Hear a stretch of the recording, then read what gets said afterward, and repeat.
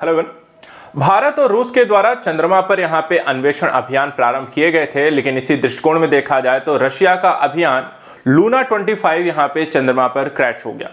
देखा जाए लूना 25 चंद्रयान से बाद में यहाँ पे प्रक्षेपित किया गया अभियान था और चंद्रमा पर चंद्रयान से पहले प्रक्षेपित होना था, लेकिन 21 अगस्त के दिन यहाँ पे इसके प्रक्षेपित होने से एक दिन पूर्व ही यहाँ पर ये चंद्रमा पर क्रैश लैंड हो गए। आइए यहाँ पे समझते हैं मुद्दा यहाँ पे क्या है।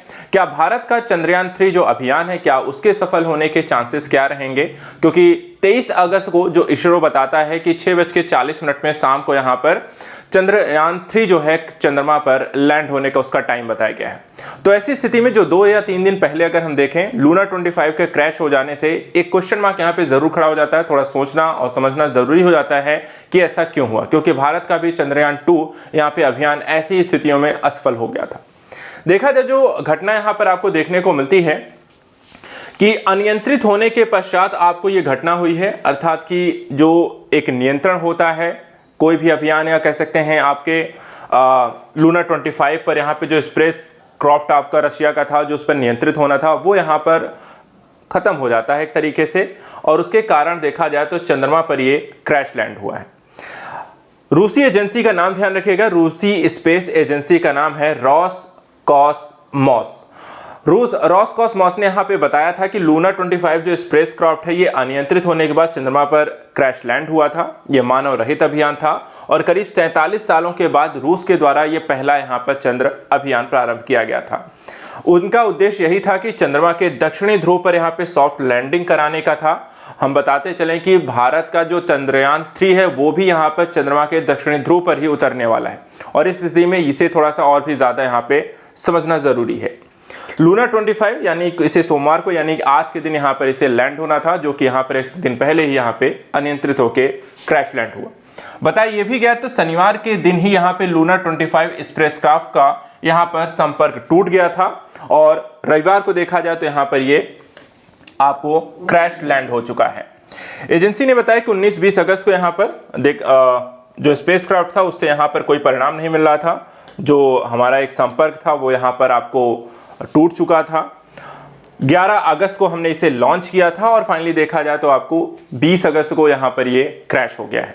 थोड़ी सी यहाँ पे एक घटना को और समझते हैं। आइए समझते हैं, क्योंकि यहाँ पे हम लगातार डिस्कस कर रहे हैं लूना 25 वर्सेस चंद्रयान 3 का मुद्दा, तो ये समझने वाली बात है क्योंकि दोनों ही चंद्रमा पर के अभियान है, दोनों ही दक्षिणी ध्रुव पर उतरने वाले थे और दोनों ही यहाँ पे 2 दिन के अंतराल में उतरने वाले थे, जिसमें से एक यहाँ पर आपका क्रैश लैंड हो चुका है रशिया का अभियान।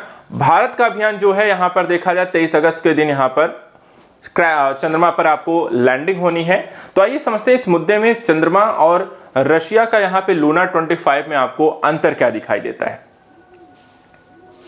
देखिए दोनों ही अभियानों के संदर्भ में देखें तो रूस का जो लूना 25 यहाँ पे मिशन है, जिसे 10-11 अगस्त को सोयूज रॉकेट से यहाँ पे लॉन्च किया गया था, और इसका लक्ष्य था कि भारत के चंद्रयान 3 के से कुछ दिन पहले चंद्रमा के दक्षिणी ध्रुव पर यहाँ पे इसे उतरना था, ठीक है, और एक सॉफ्ट लैंडिंग यहाँ पर इसके कराने के उद्देश्य था। तो दोनों का अभियान सेम था, चंद्रमा के संदर्भ में अन्वेषण करना था, दक्षिणी ध्रुव से संदर्भित था, पानी इत्यादि का पता लगाना था, इत्यादि का अध्ययन करना था, उसकी जमीन इत्यादि का विश्लेषण करना था, लेकिन यहाँ पर दोनों ही अंतराल में था, 2 दिन के अंतर में इसे उतरना था। अब इसमें देखें जो रूसी अंतरिक्ष एजेंसी है रोसकॉसमोस ने घोषणा की थी कि लूना 25 की लैंडिंग जो है चंद्रयान 3 पर इसका कोई असर नहीं पड़ेगा, क्योंकि यहाँ पर देखा जाए दोनों के ट्रैजेक्टरी जो है वो अलग अलग हैं, दोनों की लैंडिंग जो क्षेत्र हैं वो भी यहाँ पर आपको अलग अलग हैं। तो यहाँ पे दोनों में किसी प्रकार का टकराव या इस तरह की चीजें यहाँ पर नहीं होने वाली है, दोनों की लैंडिंग का क्षेत्र आपको अलग अलग था। अब समझते हैं यहाँ पे चंद्रयान 3 और लूना 25 में यहाँ पर बेसिक यहाँ आपको अंतर क्या दिखाई देता है। सबसे पहले बात कर लेते हैं प्रत्यक्ष प्रक्षेप पथ जो है दोनों ही अभियानों का जो था। जैसे कि चंद्रयान 3 की तुलना में लगभग 1 महीने के बाद लॉन्च होने के बावजूद लूना 25 अपने अधिक प्रत्यक्ष प्रक्षेप पथ यानी कह सकते हैं डायरेक्ट ट्रैजेक्टरी के कारण चंद्रमा पर पहले यहां पर पहुंचने वाला था। जबकि आपको पता है चंद्रयान जो 3 है हमारा, वो यहां पर उसका जो प्रक्षेपण पथ है वो ज्यादा घुमावदार है और इनका ज्यादा सीधा है। इसके अलावा पेलोड और ईंधन भंडारण की स्थितियों पर अगर हम नजर डालें तो लूना जो 25 है इसका 1750 किलोग्राम का यहां पे लिफ्ट ऑफ द्रव्यमान है, जबकि चंद्रयान 3 की अगर हम बात करें तो इसका 3900 किलोग्राम यहां पर आपको देखा जाए तो लूना 25 हल्का था जबकि चंद्रयान 3 ज्यादा भारी है। जो तेज गति की यात्रा में यहां पर देखा जाए तो लूना 25 की मदद करता है। इसी तरह चंद्रयान 3 का जो इस माध्यम है, जैसा हमने कहा जो मार्ग है वो घुमावदार है।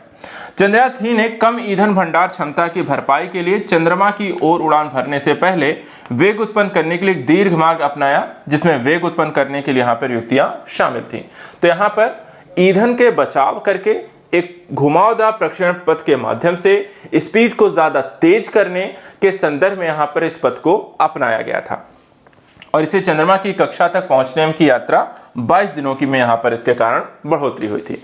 और जैसा कि हमें पता है कि यहां पर चंद्रयान 3 जो है वो 23 अगस्त को 6:40 पर इसरो के द्वारा बताया गया है कि लैंड होने वाली है। ठीक है, कब होगा?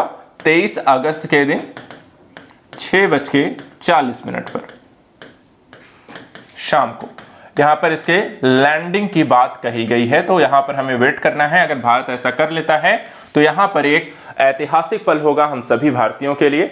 इस पर यहां पर देखा जाए चंद्र अभियान और उसके दक्षिणी ध्रुव को लेकर के मैं वीडियो बहुत जल्दी लेकर आऊंगा। समझेंगे यहां पे चंद्रमा का दक्षिणी ध्रुव कैसा है और चंद्रयान 3 का यहां पे जो लैंडिंग होनी है, चंद्रयान 3 के बारे में यहां पर जो अभियान है उससे संदर्भ में इसके लैंडिंग के पश्चात एक वीडियो विशेष रूप से लेकर आए। फिलहाल यहां पर लूना 25 से संबंधित ये डाटा है। नेक्स्ट वीडियो कुछ और पहलुओं के साथ। Thank you so much and good luck.